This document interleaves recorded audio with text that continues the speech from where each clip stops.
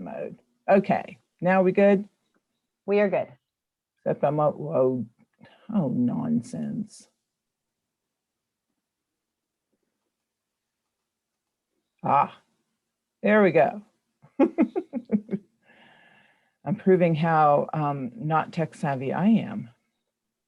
We all have our skills. Yeah.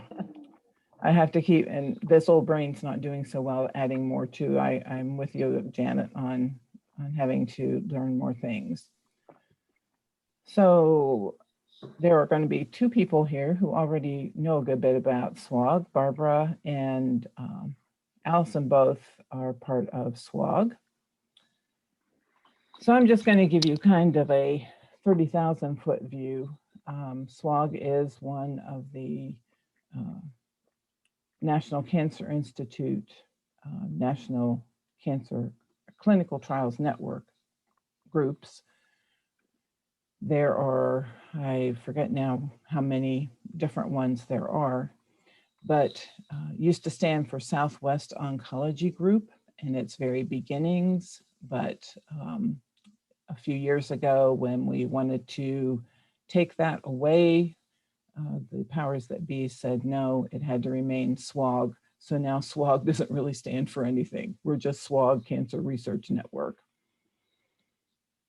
So the SWOG network is made up of over 1,000 institutions with more than 1,200 members in 47 states and 6 foreign countries. I bet some of you didn't know that we even had a presence in foreign countries. As I said, we're part of the National Clinical Trials Network, abbreviated NCTN. So when you see that acronym, you know what that means. And NCORE, which is another piece of us, is the National Cancer Institute Community Oncology Research Program. And SWOG works in both of those areas.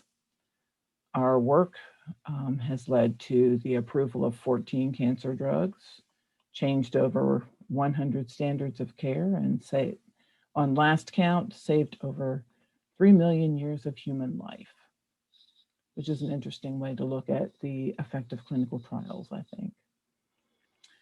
And SWOG, we are the full spectrum of professionals who design and conduct clinical trials. So we have physicians, nurses, oncologists, clinical research associates, statisticians, scientists, patient advocates, pharmacists, staff members, a whole bunch of us. Should you want to follow SWOG on Twitter, it is @SWOG.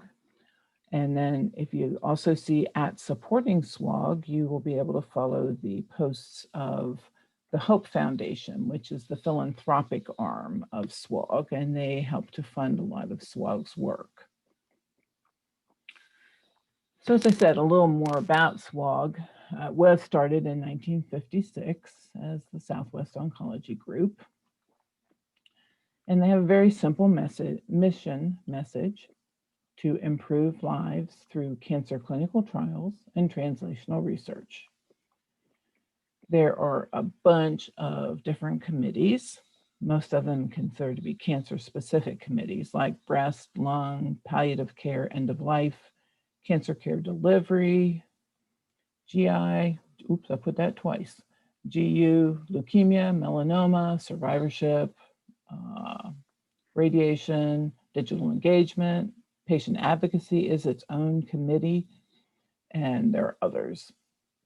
A word about the Patient Advocacy Committee.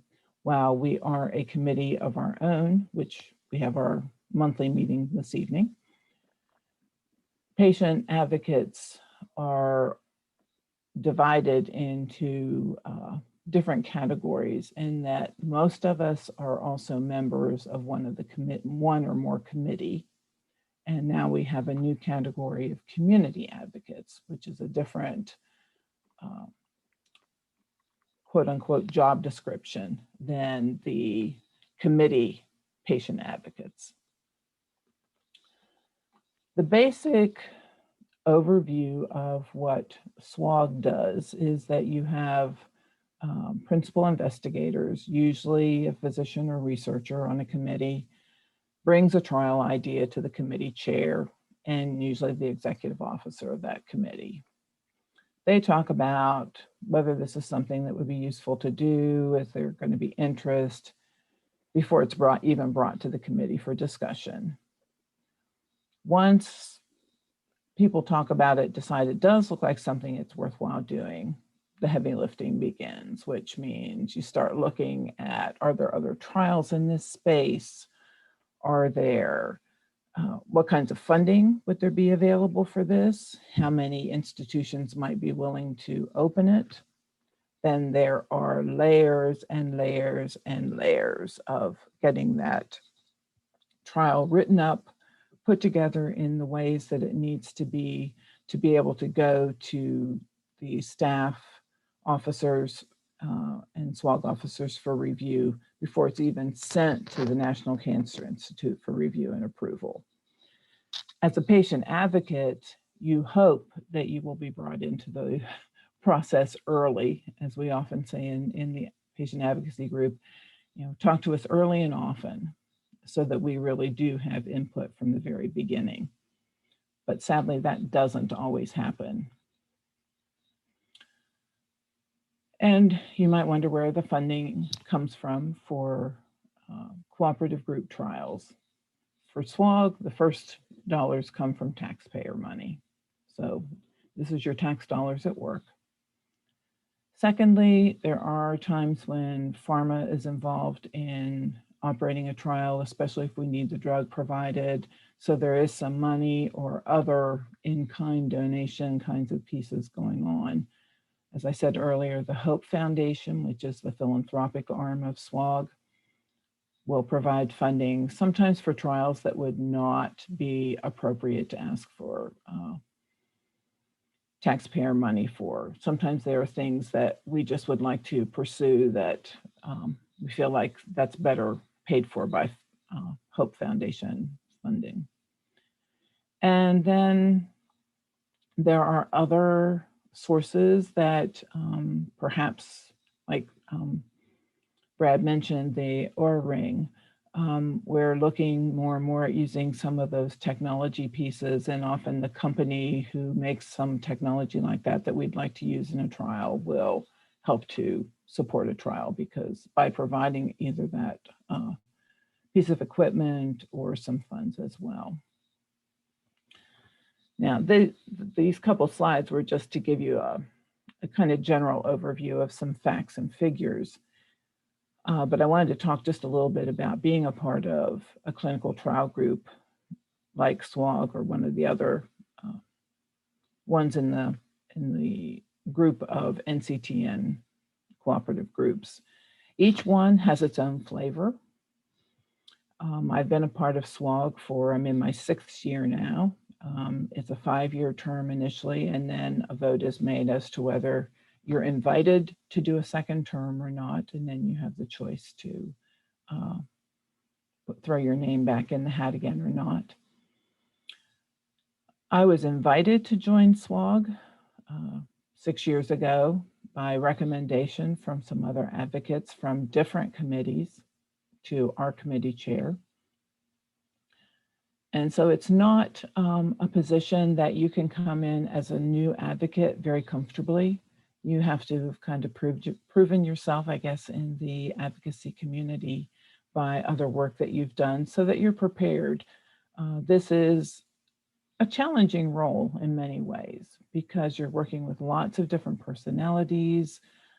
You have to be pretty comfortable to speak up, and not everyone is able to do that early on. Plus, you have to know how to work within institutions, which is what SWOG is. Cooperative groups are their own institution.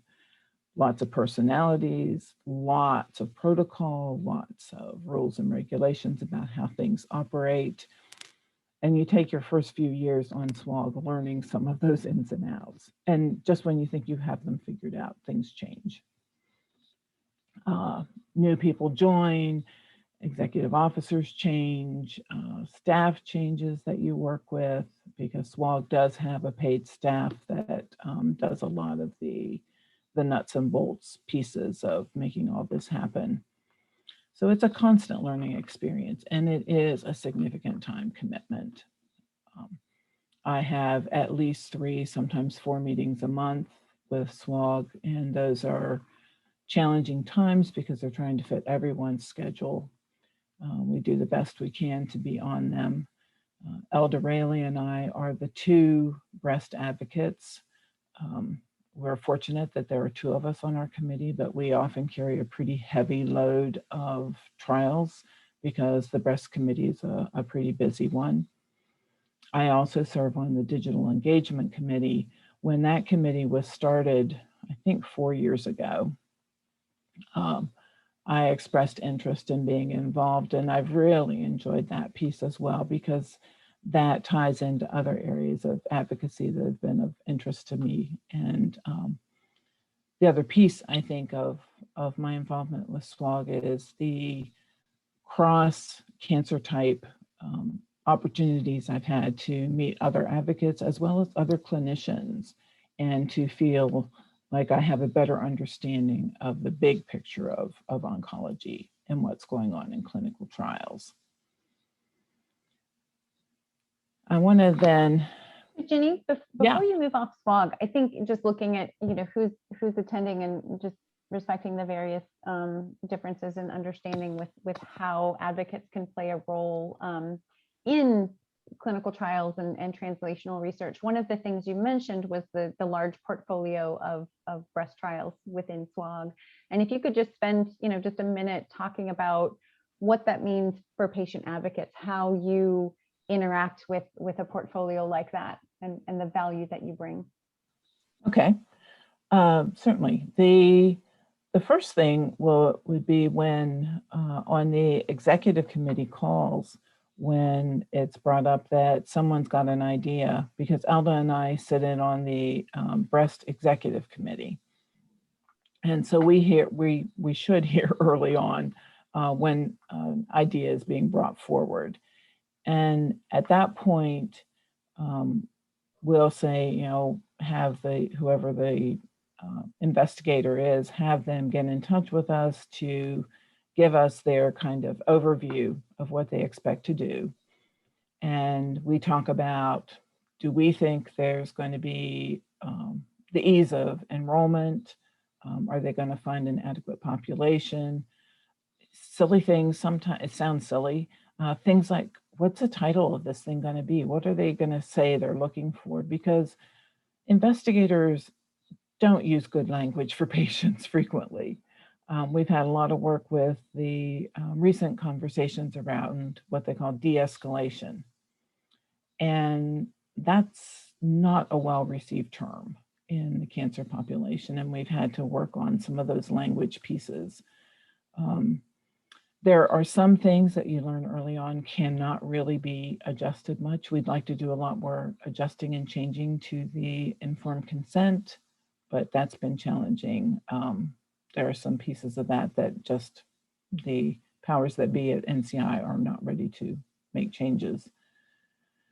But you want to make sure that you're as a patient advocate, every time you get a chance to look at this and give your input, try to think about the big picture, how this is going to work, not just would you be willing to do the trial, which I always look at because I'm not one to want to support and encourage people to enroll in the trial I wouldn't do myself. But to look at those things like, are we using too many just cut and paste features? Why are we saying that you can't have anyone in this trial with high blood pressure? Is it important? If it's controlled hypertension, is that okay? Things like that I think are really important for the patient advocate to be speaking up. Don't just think, oh, well, it doesn't really matter. Yeah, it does. And you should be able to raise those issues throughout the whole process. The challenge is when you get one that's moving through the system fast. We're all busy. The other people involved are busy. And sometimes you have maybe a 24-hour turnaround to get comments back and be prepared when you give your 2 minutes of input on the call, reviewing the trial before it goes to CTEP for review. And those first couple times you do that, and you have to do that quick presentation, are pretty scary. Fortunately, our committees are very supportive, and you find out who your champions are in your committee and the people who are going to be there for you and be helpful to you. But it's a real learning experience, as to anything it's set. As I've heard people talk about, many things in the broader oncology community are like trying to turn around a battleship. And, that's what this is. This is a big machine, and you're just a small cog in it, but you can be an effective cog if you choose to. You kind of pick your role, and we do get evaluated annually by our committee chair. And you also have an opportunity to evaluate your committee chair. Thanks I just want to thank you for going into a little bit of detail. I think for people who are interested, it's really about the relevancy of the role, right? There is a machine that is moving, and this is how we take all of the cool little things we learn in mice at the bench research, and the only way we get that to people, which is the goal, right, to improve quality of life and hopefully extend a good quality of life in people with cancer, is through clinical trials. And so as a patient advocate in this role, you are basically saying, hey, we're all on the same team, but you don't really speak a language that patients understand. So Ginny and Allison and Melinda is also part of an oncology group. Janet, I mean, they all help to make sure that what we're trying to do can actually happen through its own translation. It's a different form of translational research. Yeah, very much. Need to break your stride. We're interpreters. Yeah. Between the two communities, between the medical community and the patient community, to try and get them to understand one another better.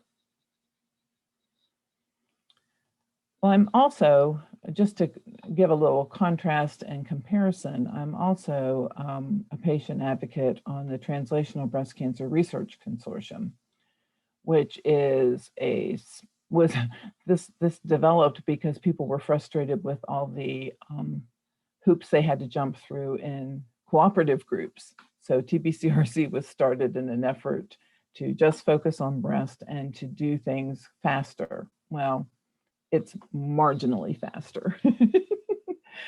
I've been a part of that longer. I've been there, I guess, 8 years. I represent Indiana University.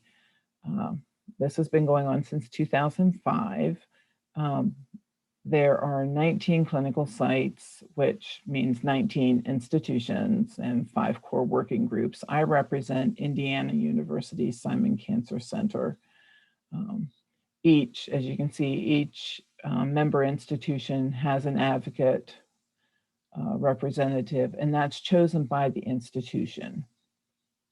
And each institution, I think, goes about that in a different way. So we're all representing just breast in this group. This is not all-inclusive like the cooperative group is.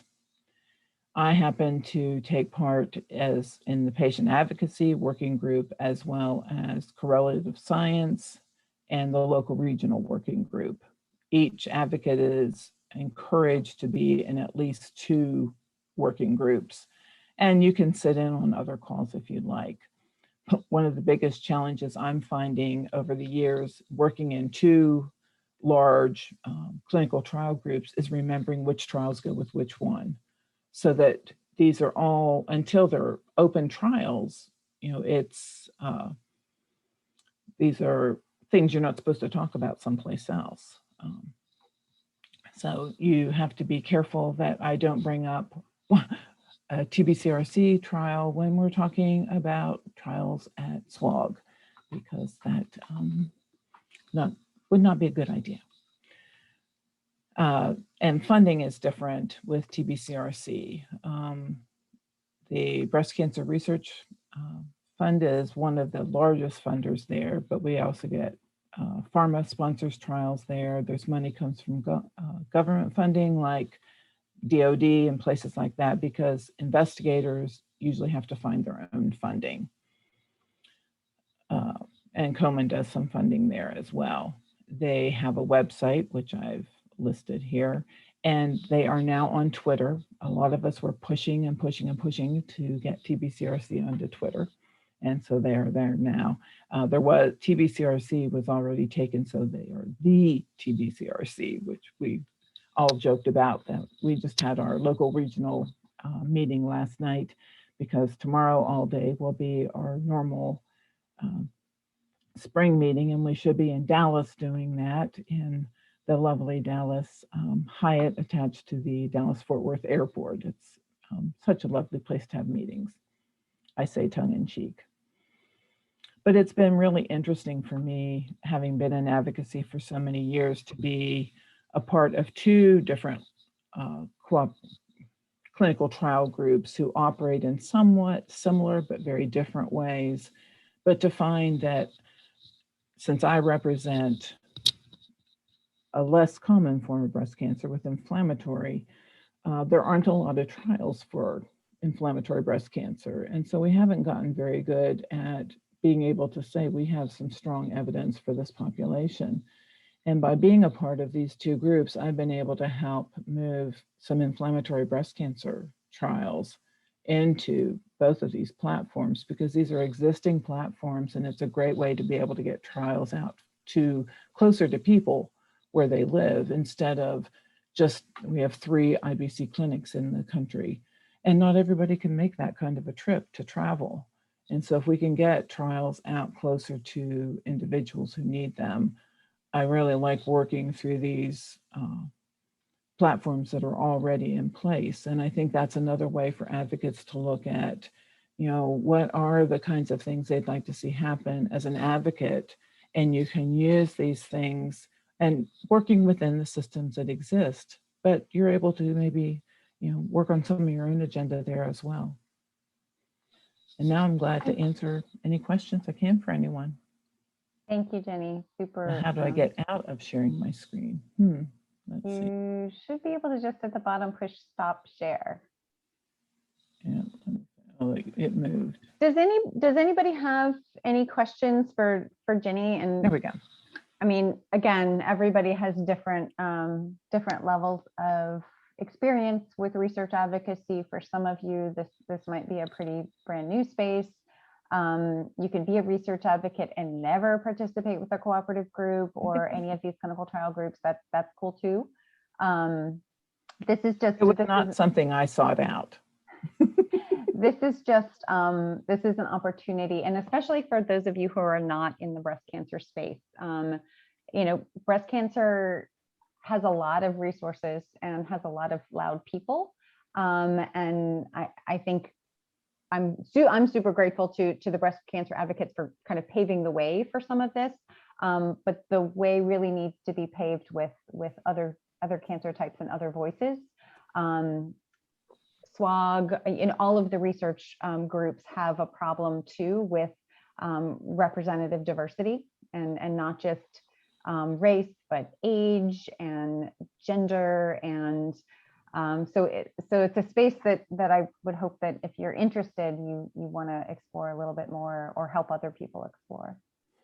I should have brought that up, that one of the things SWOG is doing with their community advocates is to try and address some of those diversity issues, because we've had basically, people who are my age or often retired individuals, because of the time commitment involved in this. It's hard to do a lot of advocacy and have a full-time job. There's no question. And you also have to be able to put the expense into some of the pieces of it. You can get, when we travel to meetings, the travel expense is reimbursed, but sometimes that means you're putting your money out there first and you get reimbursed afterwards. And so there are barriers sometimes to pieces like that for getting people to be a more diverse population involved. Plus it's really useful to have a pretty solid background in advocacy work and research to be able to function in a cooperative group. But now with our community advocates, we're working hard to bring in more diversity in ethnic and racial background, populations that people interact with, so that we have folks representing a lot of different populations, and they will have a slightly different role than those of us who serve on primary committees. But that way we have more voices coming in and giving us more input than we've had in the past, which is always a positive, I think.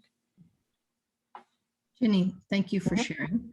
Oh, I'm involved in a different part of the NCI, and so I thought maybe you could share your perspective. It seems to me that there are advocates who are interested in being involved with the NCI, but my experience was that you have to have a considerable advocacy resume and profile so that enough members of the committee know your name before they will agree for you to join. What's been your experience?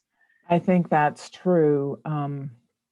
When I was approached about joining SWOG, and it was the chair of the Patient Advocacy Committee who contacted me initially and said that my name had been given to him, and he had received my resume from someone else. And it was kind of like, okay, I did not submit anything.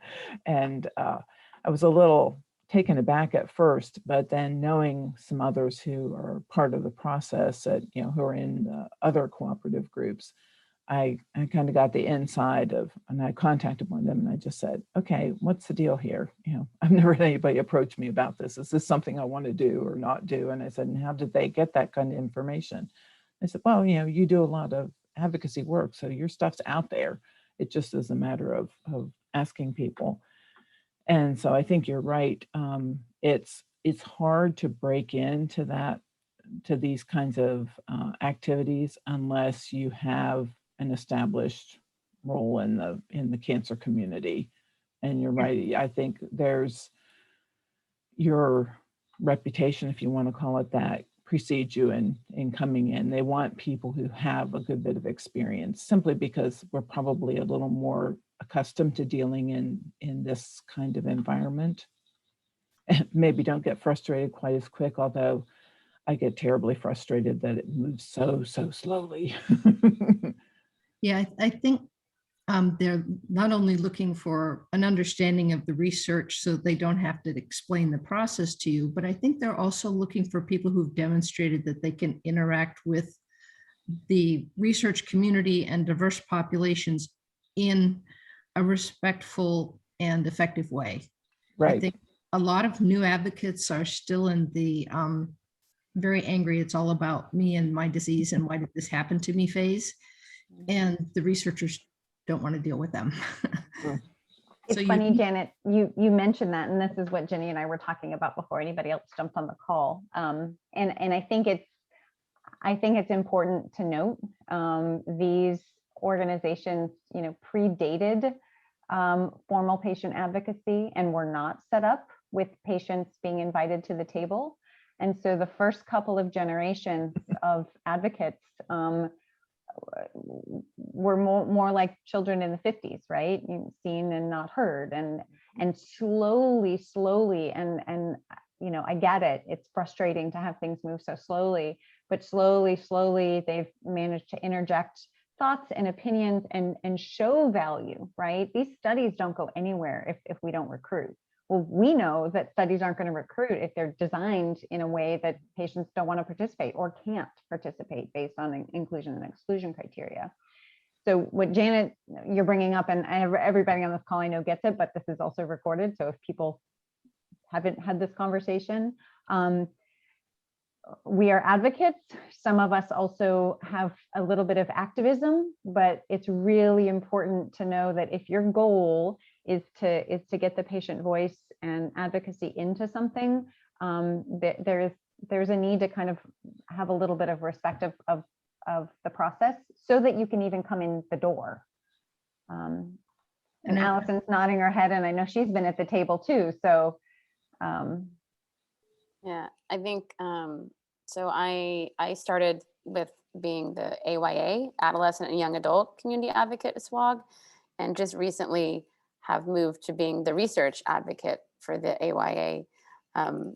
group, and I haven't really started doing much. We had our annual meeting. I'm hoping that they'll involve me more, and they know my my background, some of them, but I think I'm going to have to prove myself to be valuable to them, or to, you know, be able to work with them respectfully and whatnot before they'll actually probably give me work or whatnot. But I think it is great how groups like SWOG are including not only research advocate, but again, community advocates, because clinical trials, just, they affect everybody, and really they're trying to get more diversity. So you can't have the same person being, you know, the same people being research and community advocates. They don't represent the collective populations. But it's really exciting work. I mean, I'm excited to dig in and start doing stuff. I just haven't, you know, Ginny's opened my eyes. I know I'm gonna have work to do. I just haven't been given much yet. But also, I think when you say the respect thing, I think, you know, people knew who I was, but then I got on Twitter, and really, you know, by interacting with researchers and other advocates, and you know, tweeting things that were important to me and using the right hashtags, is when I really got more involved in is maybe research advocacy. Because when I did apply for something, or I was reached out to, it was because they saw that I was so active in the space. So I think I've been an advocate for a long period of time, but I've just started getting more involved with, you know, SWOG and other groups like that, mainly because of my interactions on Twitter. So I really think that social media has a huge impact on your getting yourself in the door, you know, to get more involved. And so, I mean, I've been on social media, but Twitter's relatively new to me the past maybe 2 or 3 years. And it's just great. And I hope to learn from people like Ginny about what to do on my committee. And when we have our patient advocate committee calls, it's great. There's so much information out there. And I myself never have participated in a clinical trial besides an exercise one, but that still is a clinical trial, not a cancer clinical trial. But so I'm trying to learn more about clinical trials so then I can take that back to the AYA community to encourage them to become more involved in clinical trials.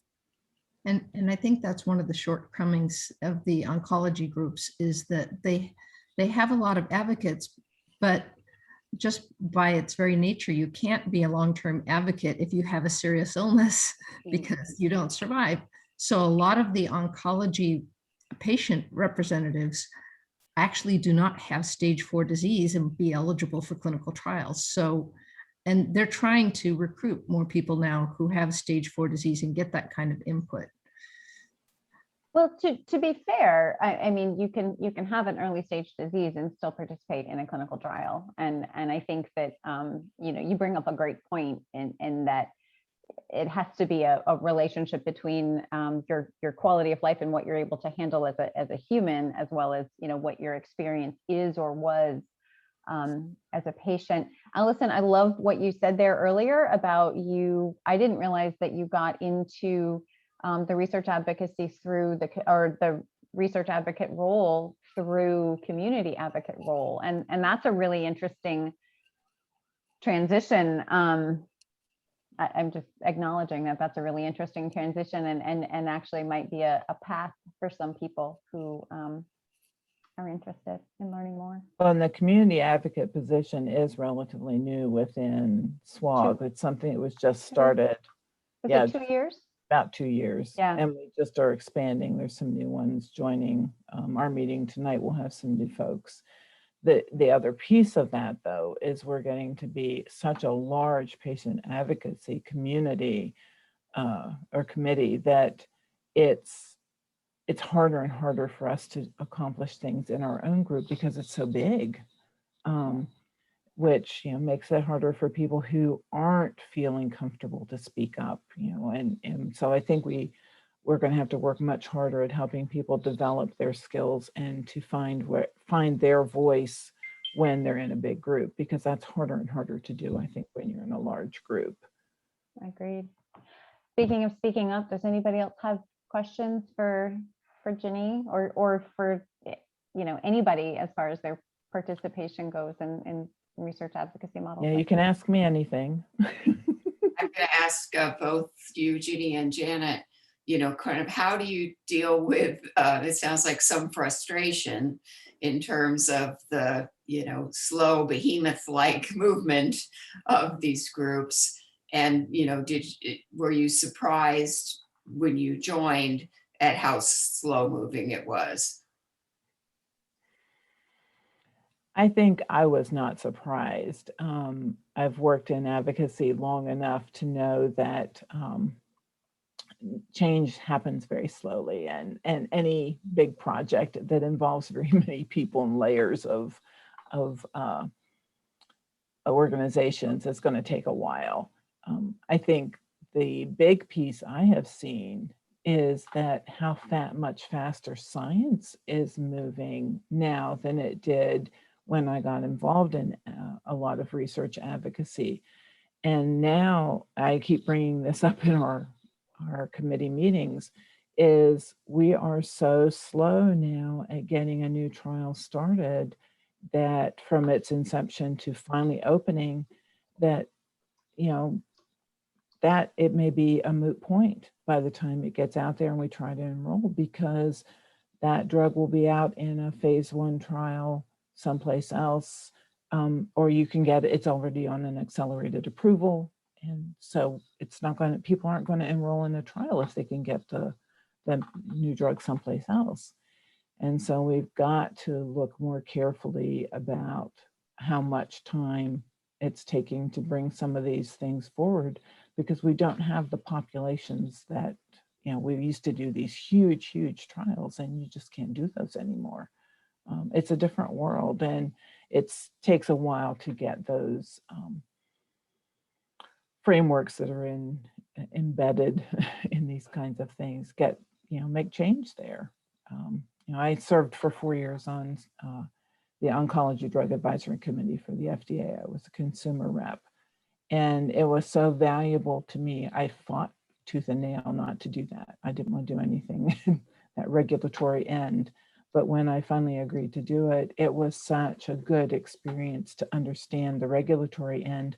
So now I can do a better job when I'm helping with clinical trials to say, okay, we have got to have this kind of data. It's got to be really good if we're going to be able to come up with, trial results that are going to hold water when it gets to a point of maybe a drug approval. Ginny, I think that's a really good point, that even if the committees don't seem to be accomplishing a lot, you can learn a lot about the research process, and then make your choice of where you want to spend your time to have the most bang for the buck. I have a rare cancer. We don't have large clinical trials. In fact, we don't have a large enough population to even have a phase 3 trial. So we have to take a different approach. But being involved with some of the NCI committees, and I'm also on a committee called SACCARB, which works on human research protections at the federal level, has been really eye-opening in finding out what areas of advocacy would take more effort and connections than I have, and help me define where I want to focus my efforts to try and actually make a difference, given that I'm stage 4 and I don't know how long I've got. I totally understand. And I agree with you. The more you know about the bigger picture and each piece of that puzzle, you can find where you want to put your energies. Because when you start out in advocacy, you want to do everything. Yeah, you gotta change the world. Yep, I mentor a couple advocates, and they don't need help finding projects, and they're very motivated and great advocates. But that idea, like I had it too, I wanted to change everything, and I wanted to do it now, and then it would be all fixed and we could all retire. Well, I've been doing this almost 27 years now, and gosh, we haven't fixed it all, and I can't retire, even though I really do need to retire. I'm getting old. So Ginny brings up a point I think that is sometimes missed, and I know we've had a session before on like the different types of advocacy. So the patient advocacy, the community advocacy, research advocacy, policy advocacy, and there's the fatigue of, oh my gosh, my calendar is so full.